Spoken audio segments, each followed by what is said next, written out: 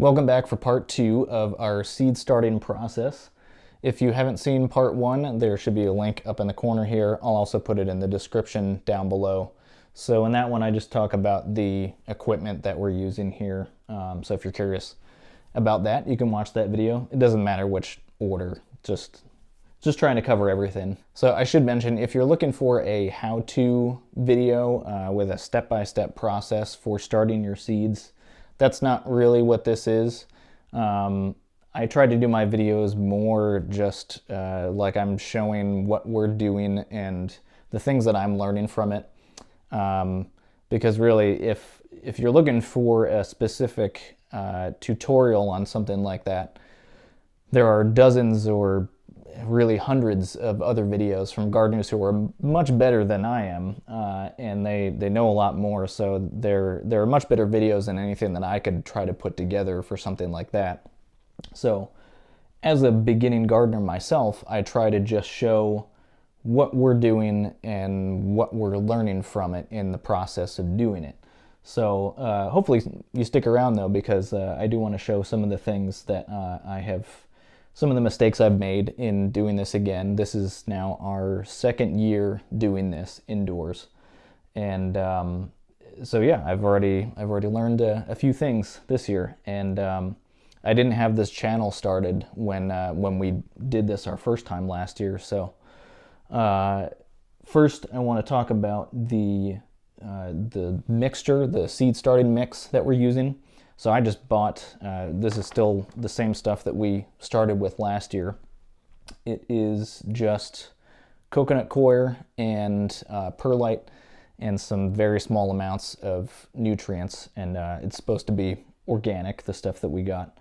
And so that is pretty good, and it does well enough to get them started, but it's not quite a complete mix. So I did purchase another bag of some earthworm castings because that's really great for getting them some good nutrients. And I have not tried those out yet. Again, these that we have here, this is just our first 2 rounds. We've got parsley, broccoli, cauliflower, and onions, and these were only planted in the basic seed started mix.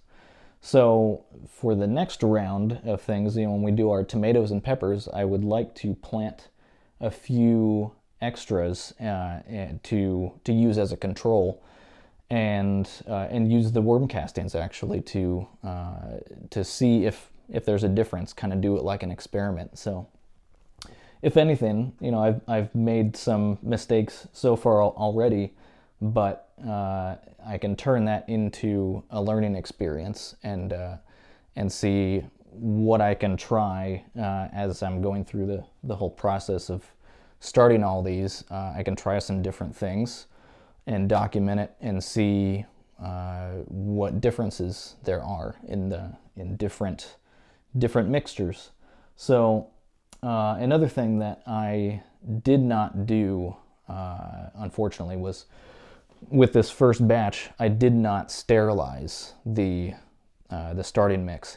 And even if you buy it in a bag in the store, that doesn't necessarily mean that it's sterile. So there are different ways to sterilize it. Some people like to bake it in the oven. You can also use boiling water, and I think that's what I'm going to try doing for the next batch. So that will kill off any fungi, bacteria that are in there that are not good for the plants. So these were all started in unsterilized seed started mix, and you can see that there is some fungal growth on here. Even this one broccoli start, even though it's the largest of all of them, the first couple of leaves, not the true leaves, but the first set, are starting to look a little discolored.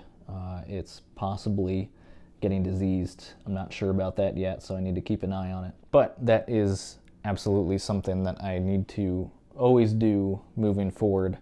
Again, you can't assume that this is completely sterile when you buy it, so you need to do something to sterilize that. So then one of the things that I'm just trying to understand more in doing all of this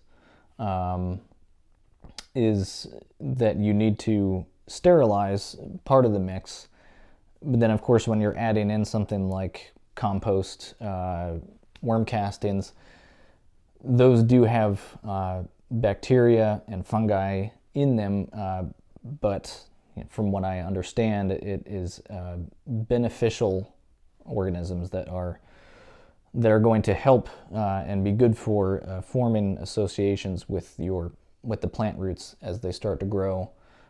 They help each other out. The plant roots provide food for the good bacteria, which then in their digestion they provide those nutrients for the plants. So that's really good to have right from the start. So that's something that I'm just trying to fully understand, because in one part of the process you are trying to kill off any of the harmful bacteria, but then you're also adding in something else that contains good bacteria.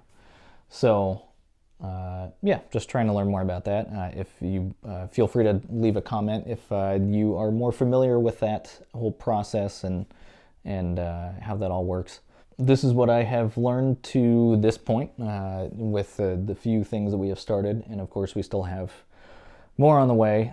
Next up, I believe, is peppers and lettuce and Swiss chard, and really excited about getting those going. So I plan to actually do a little bit of an experiment with absolutely sterilizing the starting mix and adding in some worm castings and seeing what the difference is, and I'll get some video of all of that to show you. Hopefully there are some measurable differences in that. So thanks for watching, and again, if you haven't already, you can check out part 1.